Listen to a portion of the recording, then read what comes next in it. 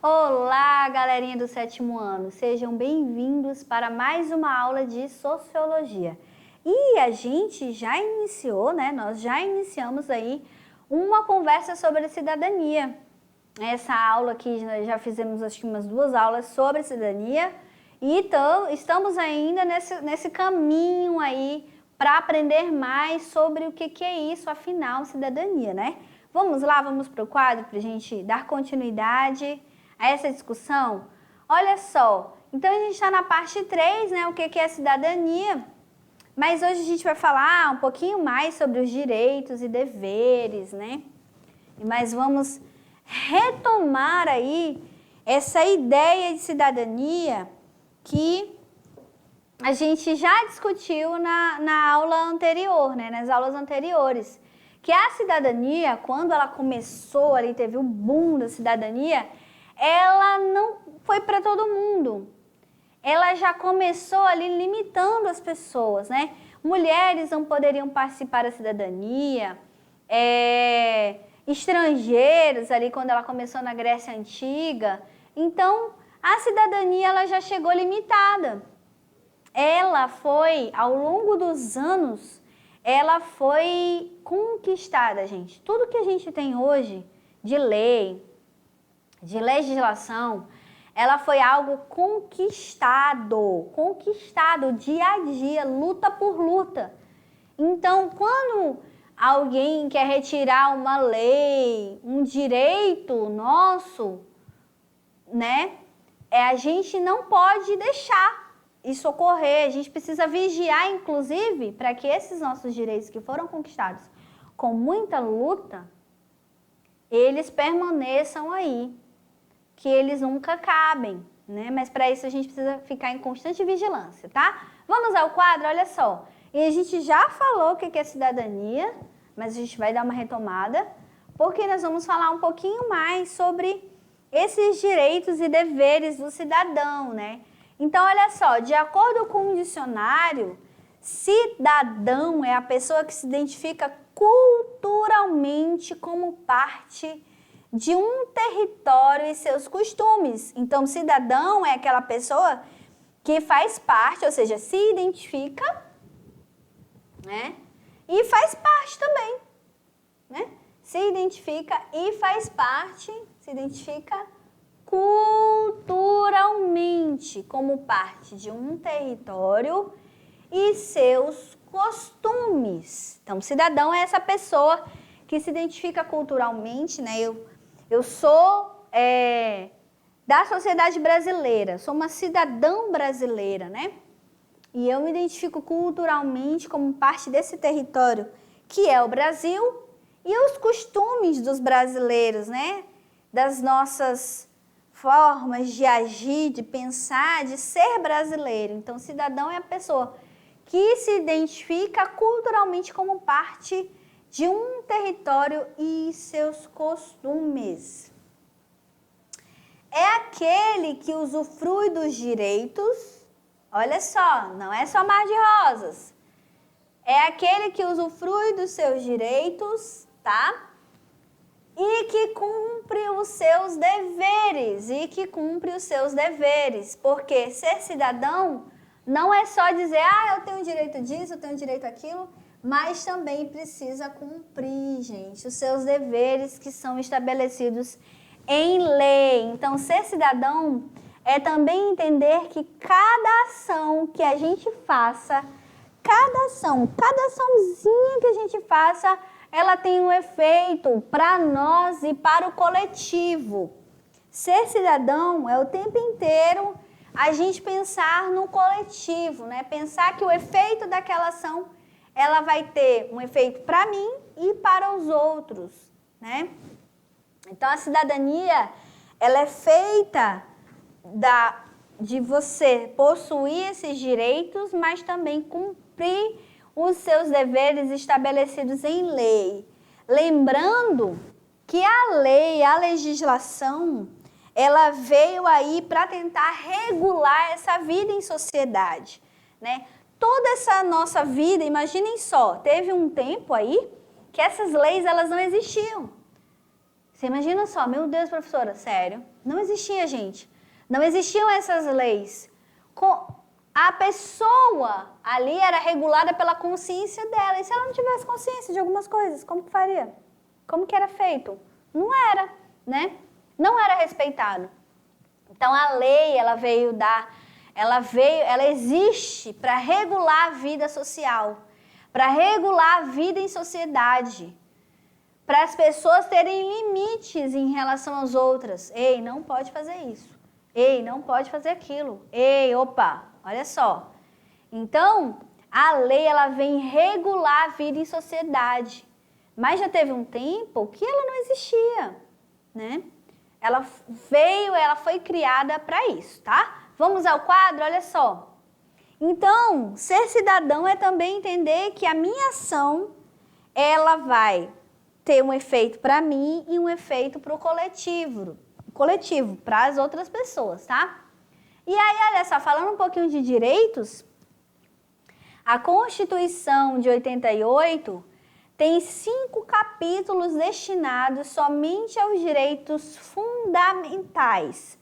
Sabe aqueles direitos que a gente precisa ter, que são mínimos como seres humanos? Mínimos para que a gente consiga viver minimamente, são os fundamentais e que são essenciais, né, para nós. Então, com várias categorias de direitos individuais ou coletivos, são os direitos fundamentais também. Então, na nossa Constituição Federal de 1988, que foi um marco, né, enorme, a Constituição ela é proveniente de muita luta social, muita luta mesmo, para a gente ter aquele livrão com várias leis que nos que garantem aí muitos direitos para nós e alguns deveres, e muitos deveres também, foi algo que demandou muita luta social. Muita gente passou por muita coisa difícil para essa Constituição existir hoje. Essa Constituição que vocês estão vendo aqui no quadro. Essa Constituição foi fruto de muita luta, gente. Porque ela não existia. E ela é jovem, né? Ela tem 33 anos.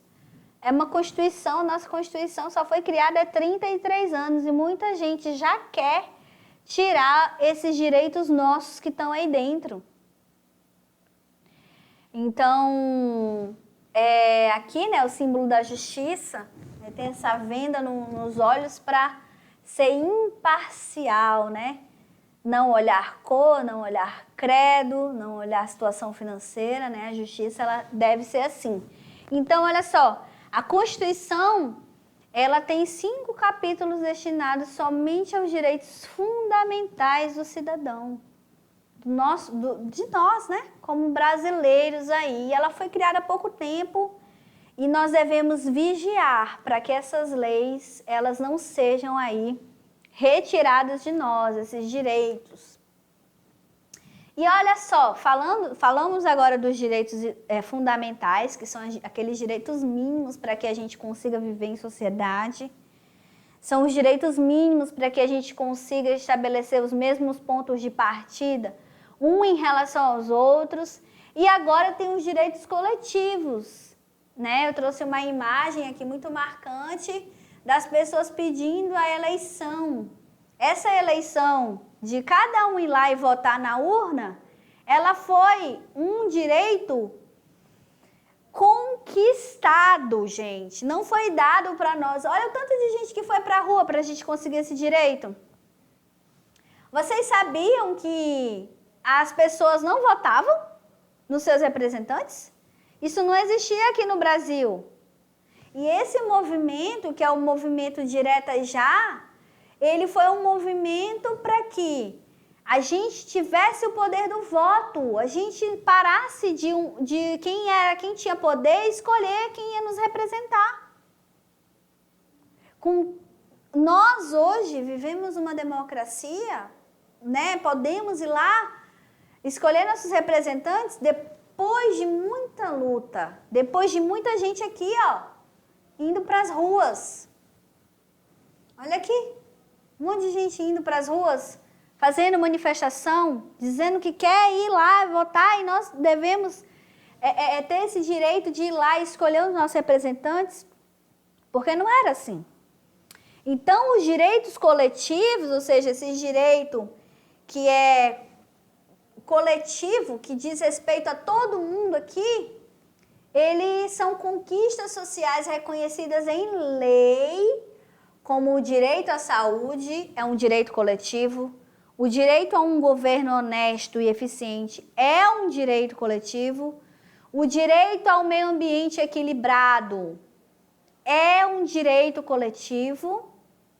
Por quê? Porque tem situações que as pessoas querem explorar a natureza e aquilo vai fazer mal para a população. Então, nós temos direito a um meio ambiente equilibrado. Porque se não tivermos esse meio ambiente equilibrado, a gente vai sofrer as consequências. Muita gente vai, né? Por isso que é um direito coletivo. E os direitos trabalhistas.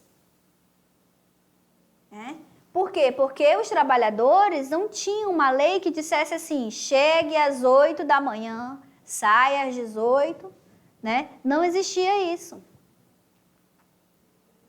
As pessoas trabalhavam 12, 14 horas em condições insalubres, nem ganhavam o mínimo, né? Que hoje existe salário mínimo. Então, isso tudo foi criado coletivamente.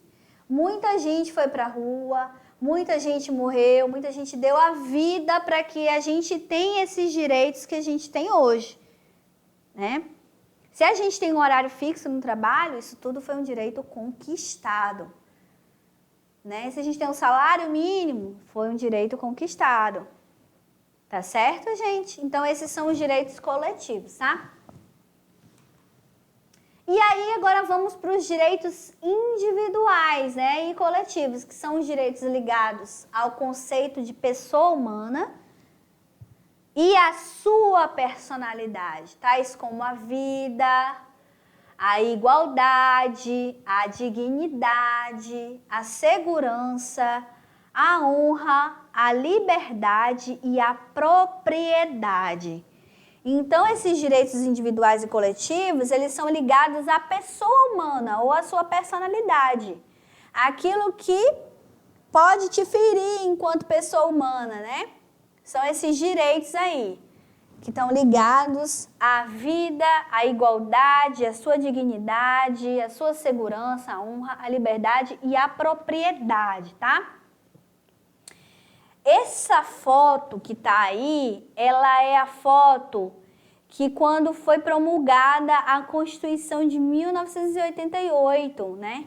Quando ela foi realmente aprovada ali no Senado. Então, é um marco extremamente importante de cidadania para o nosso país, né? A promulgação da nossa Constituição Federal de 1988. E aí foi quando ela foi promulgada, e tem essa festa toda aí, né?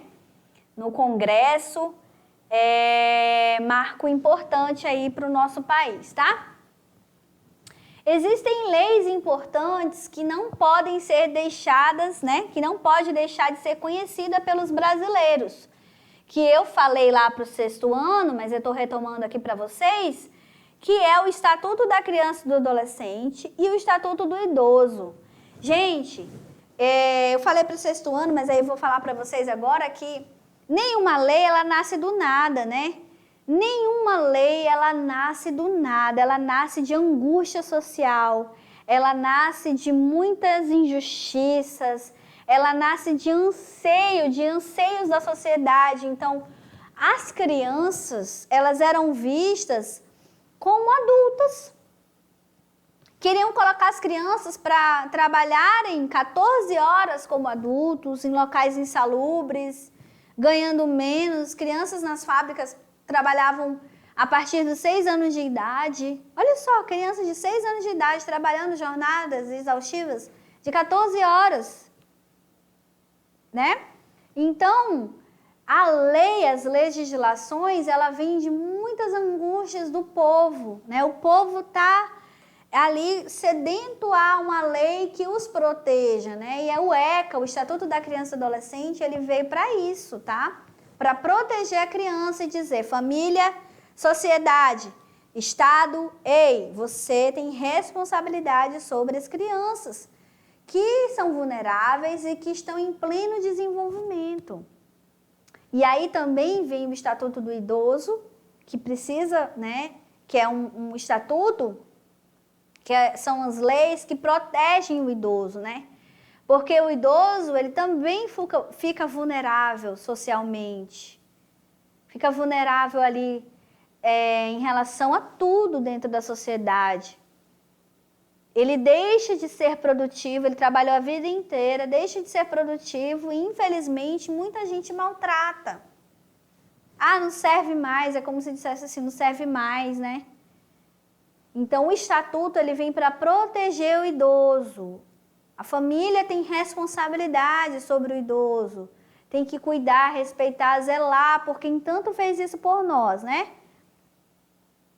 Eu, como filha, devo fazer isso, né, com os meus pais, respeitar, proteger, cuidar. Não fui cuidada também? Então, nós temos responsabilidades. Então, essas leis, elas foram criadas depois de muito anseio, muita gente sofreu, né? E nós devemos, sim, sempre defender essas leis, tanto o Estatuto da Criança e Adolescente, quanto o Estatuto do Idoso, com muito afinco, né? E temos que ter orgulho e defender essas leis e vigiar para que todas elas, tudo que está lá dentro da Constituição Federal, tudo que está aqui nesse estatuto, possa ser respeitado, possa ser cumprido, que não fique só no papel, né? Mas nós precisamos vigiar e estar o tempo inteiro ali vigilante para que essas leis sejam cumpridas, certo? E aí a gente falou tanto dos direitos, mas agora tem os deveres, né? Vocês estão vendo aqui? Que tem duas plaquinhas dizendo, olha só, é uma via de mão dupla, né? Nós temos direitos, mas também temos deveres. Então, vejam que nós não podemos falar de cidadania sem falar de deveres, né? Nós temos os nossos direitos, somos cidadãos brasileiros, mas também temos deveres. Afinal, é à medida que cumprimos com as nossas obrigações que permitimos que os outros possam exercitar seus direitos e vice-versa. Porque se eu não cumprir os meus deveres, o meu ato, ele não só vai atingir eu como indivíduo, mas ele vai atingir o coletivo. Olha a responsabilidade quando a gente está no trânsito. Um exemplo. A responsabilidade quando a gente está no trânsito. Quando a gente deixa de fazer algo que é um dever nosso, ali o exemplo no trânsito, o efeito disso é um efeito enorme, né? Pode acontecer um acidente, eu vou atrapalhar ali muita gente, eu não estou falando só da questão o acidente, Deus me livre, né? É uma coisa terrível. Mas quando eu deixo de fazer o meu dever ali no trânsito, eu posso, inclusive,